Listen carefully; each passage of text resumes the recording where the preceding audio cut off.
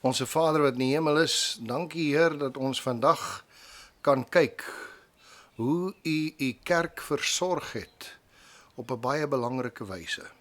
Mag ons ook hierdeur aangespoor word tot getrouheid en standvastigheid. Ons bid dit in die naam van Jesus. Amen. Nou ja, ek staan vandag hier op my stoep. Ons gaan nie vandag na Klein-Asië toe nie, maar wel volgende week. Maar vandag begin ons met 'n interessante feit, wat vir al 7 die gemeentes in Klein-Asië gegeld het. Elkeen van hierdie 7 stede of kerke het 'n Hooggeregshof gehad en 'n poswese. Trouwens, die woord poswese se oorsprong kom van apostel af, apostel, dis waar die pos vandaan kom. Dis van belang aangesien die kerke almal briewe ontvang het en dus moet ons dalk vra oor die posstelsel. Die aflewering van briewe in Bybelse konteks was beduidend belangrik in die Nuwe Testament, omdat die sendbriewe 'n substansiële deel uitmaak van die kanon van die Nuwe Testament. Die briewe, wat dikwels deur die apostels geskrywe is, was krities belangrik vir die verspreiding van lering, aanmoediging en korreksie binne die vroeë Christelike gemeentes.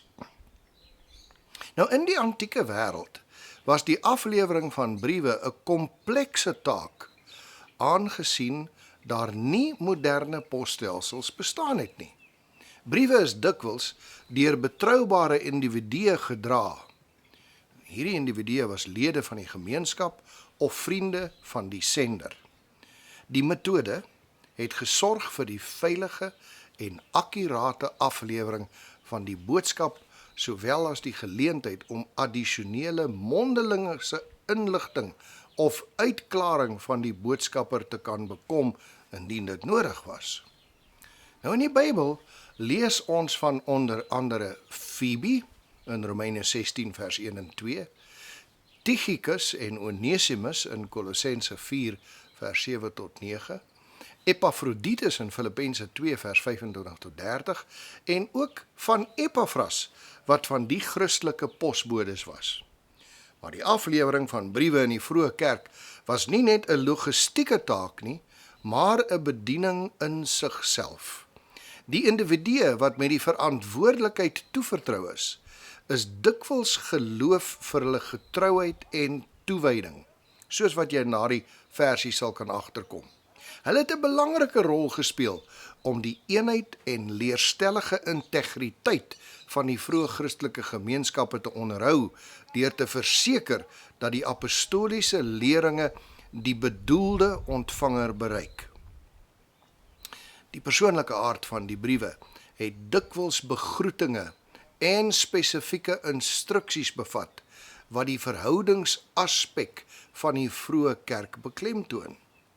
Die boodskappers was nie net die draers van die geskrewe woorde nie, maar ook verteenwoordigers van die apostoliese gesag en gemeenskap. Die aflewering van die briewe onderstreep ook die belangrikheid van kommunikasie binne die liggaam van Christus. Dit wys op die ineengeweefdheid van die vroeë kerk en die betroubaarheid van vertroude individue om die leringe en prediking van die apostels oor te dra. Dit beklemtoon ook die waarde wat die gemeenskap geplaas het op verantwoordbaarheid en die oordraging van gesonde leer. In die breë sin demonstreer die aflewering van die briewe en die bewaring daarvan in die Nuwe Testamentiese kanon God se voorsienigheid in die versekering dat sy woord sy volk oor al die generasies heen bereik.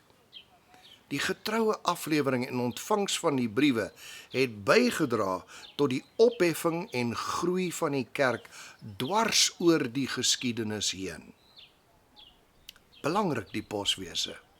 Kom ons bid. Here, dankie dat ons vandag kon besin oor die briewe van die Nuwe Testament, veral en hoe U daardeur U kerk versorg het. Mag ons ook aangevuur word deur die ywer van die posbode se bediening om net so getrou en verantwoordbaar met U woord om te gaan. Ons bid dit in die naam van Jesus. Amen.